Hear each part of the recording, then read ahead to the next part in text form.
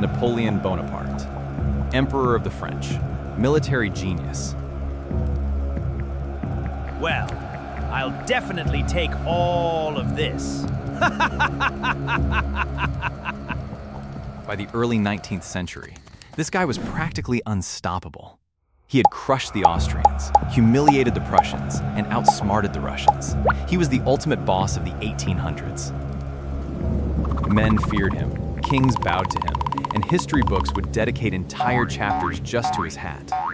But what if I told you that the greatest military mind of his generation met his match not at Waterloo, but in a grassy field, against an enemy so terrifying, so ruthless, so incredibly fluffy that he had to physically run for his life? Grab your carrots, folks. Today, we are talking about the most embarrassing military defeat in French history, the Great Bunny Battle of 1807. The year is 1807. Napoleon has just signed the Treaties of Tilsit, effectively ending the War of the Fourth Coalition. He is at the absolute peak of his power. He's feeling good. He's feeling victorious. And what does a victorious emperor do when he's just finished conquering half the known world? He throws a massive party. Napoleon decides he wants to host a grand, imperial rabbit hunt to celebrate with his top generals and dignitaries. To organize this majestic event, he turns to his trusted chief of staff, Alexandre Berthier. Now, Berthier was a brilliant military planner. Moving hundreds of thousands of troops across Europe? Easy. Buying some rabbits for a hunt? Apparently, not so much.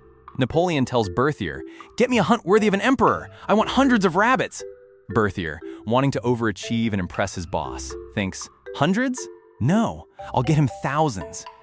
Berthier orders his men to collect roughly 3,000 rabbits. But here is where Berthier makes a fatal, catastrophic, instead of hiring trappers to catch wild hares. You know, the kind of rabbits that are actually afraid of humans and run away when you shoot at them. Berthier takes the lazy route.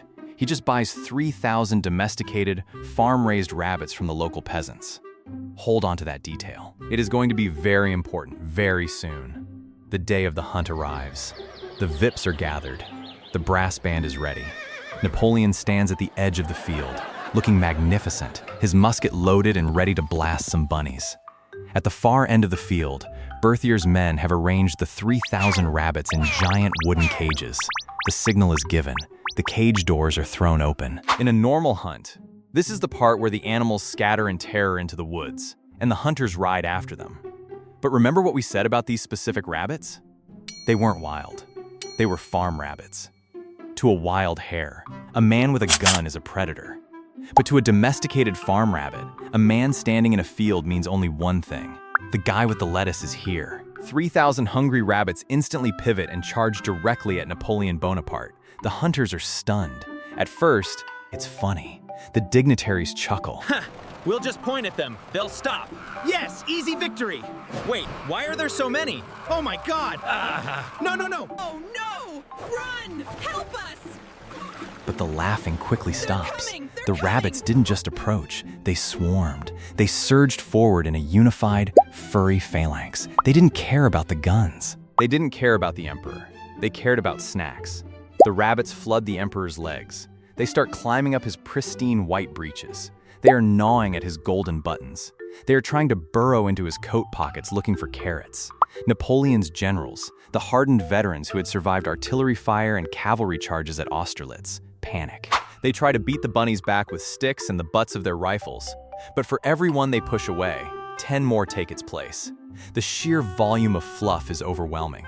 The military genius is completely flanked. The center cannot hold.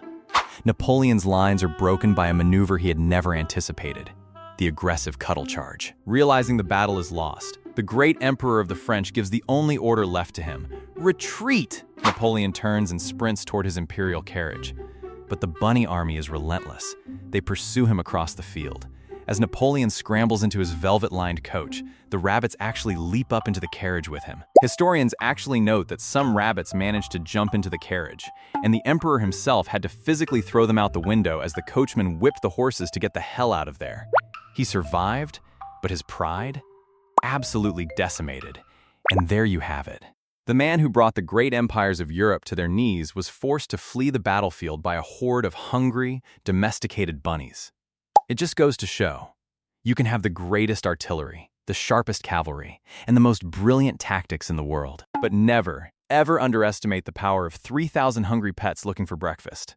If you enjoyed this bizarre piece of history, make sure to smash that like button, subscribe for more historical deep dives, and let me know in the comments, who do you think would win?